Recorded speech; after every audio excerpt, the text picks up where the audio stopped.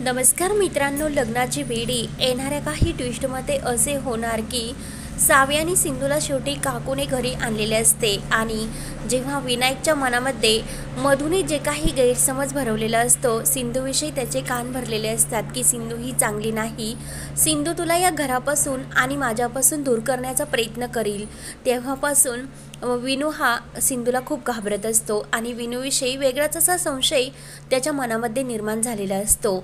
मात्र एक दिवस सावी ही खेळताना सिंधू आणि सावी एक प्लॅन करतात आणि त्या प्लॅननुसार विनायक चक्क सावीसाठी मदतीसाठी धावून आलेला असतो आणि इतक्या दिवसापासून विनायक हा चक्क इतर मुलांबरोबर खेळण्यासाठी बाहेर आलेला असतो, कारण इतक्या दिवस त्याने स्वतःला बंद रूममध्ये पॅक केलेले असते आणि त्याची स्टडीसुद्धा तेथेच असते।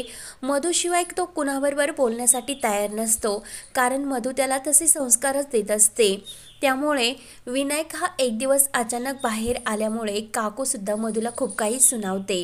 काकू म्हणत असते की आई ती असते की जी आपल्या मुलाला त्रासातून कसे वाचवायचे आणि त्याला त्रासातून जीवन जगण्यासाठी कसे शिकवायचे हे याला आई म्हणतात, आणि तू तर आपल्या मुलाला एका रूममध्ये पॅक करून सर्व काही वाईट संस्कार त्याच्यावर करते, त्यामुळे त्याच्या मनावर किती त्याचा आघात होत असेल याचा तू विचार का करत नाही। आपला मुलगा बाहेर खेळावा, इतर मुलाप्रमाणे वागावा आणि त्याने इतर मुलात हे स्कूलमध्ये जावे असे तुला काहीच वाटत नाही का? तू त्याच्या मनावर असे संस्कार का देतेस? तर मधूला सुद्धा काकूने खूप काही सुनावलेले असते। त्यानंतर सिंधूने चक्क विनायकला इतक्या दिवसातून बाहेर काढले म्हणून घरातील सर्वजण खूपच खुश होतात। विनायकसुद्धा खूप खुश असतो आणि काकू तर खूपच खुश झालेली असते। त्यानंतर सिंधू जेथे ही बाहेर आउट हाऊसमध्ये राहत असते, तर सिंधूने ते घर राघवच्या मदतीने खूप छान असे सजवलेले सुद्धा असते। राघवसुद्धा रात्रंदिवस सिंधूच्या त्या रूममध्येच असतो, मात्र मधूला हे काही देखवत नाही। मधूचा खूप असा जळफळाट होत असतो आणि त्याच वेळेस सिंधूने काही कोशिंबीर वड्या आणि मोदक बनवलेले असतात। राघवला मोदक खूप आवडतात म्हणून सिंधू ही सर्वांसाठी मोदक बनवते। सर्वजण सिंधूच्या घरामध्ये येऊन मोदकाचा स्वाद घेत असतात आणि सर्वजण खूपच खुश असतात। ऋषभ, रजनी आत्या आणि रेश्मा हे सर्वजण आलेले असतात आणि ऋषभ म्हणत असतो की राघव दादाला तर मोदक खूप आवडतात आणि त्याच वेळेस ते राघव येतो। राघव म्हणत असतो की सिंधूच्या हातचे मोदक मला खायला भेटणार नाही म्हणजे त्यापेक्षा कोणतीही अशी वाईट गोष्ट नसेल, म्हणून राघव लगेच सिंधूच्या हातातील ते मोदक घेतो आणि त्याचा टेस्ट करत सिंधूला म्हणत असतो की सिंधू खरंच तू खूप छान असे मोदक बनवते, तुझ्या हाताला अजून तीच टेस्ट आहे आणि खरंच म्हणून तो त्या मोदकाचे खूप कौतुक करत असतो।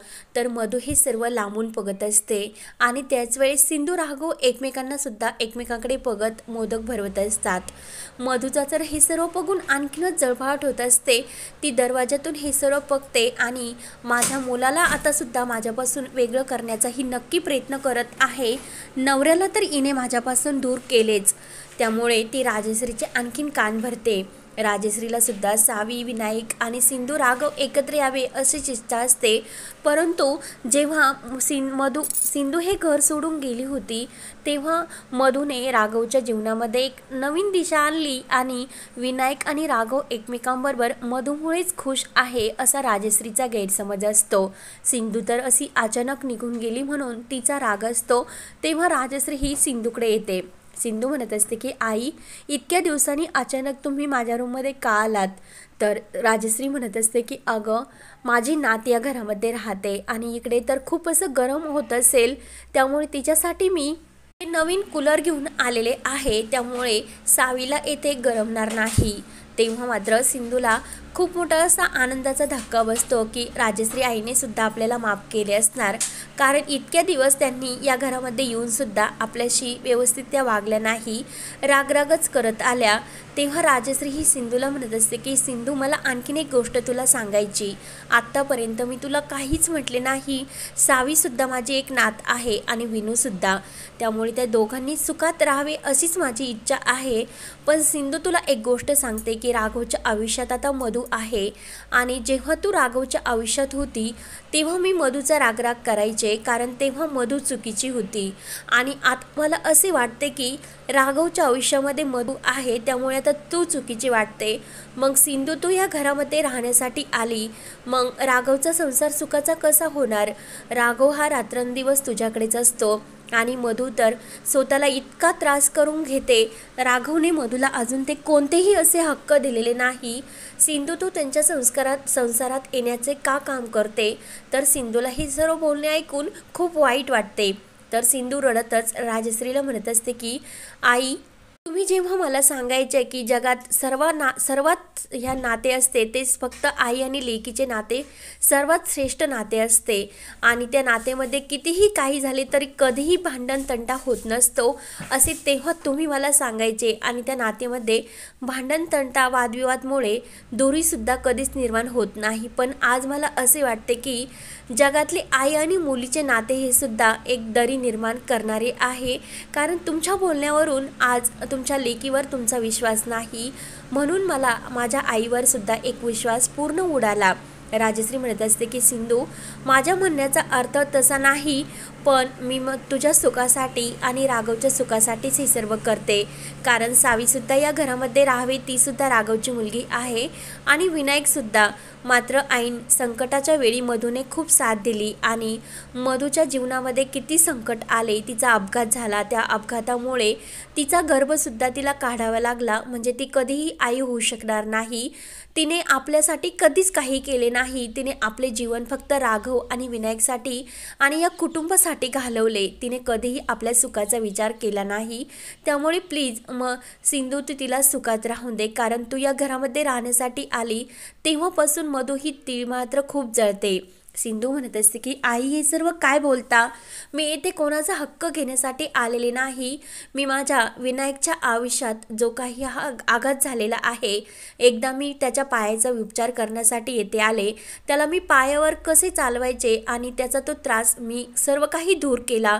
विनायक आपल्या स्वतःच्या पायावर उभा राहून चालायला शिकला आणि आज मधुताईंनी त्याच्या मनामध्ये जो काही हा विनाशंका जो घात घातलेला आहे आणि जो गैरसमज निर्माण केलेला आहे तो मी दूर करण्यासाठी आले। तुम्ही सांगा मला एक गोष्ट, जर तुम्हाला 2 मुलं असती आणि तुम्ही त्या 2 मुलापैकी एक कोणती मुलगी निवडली असती, तुम्ही तर मला सांगत असता की सिंधू तुला सावी आहे आणि विनायक तू आमच्याकडे ठेव।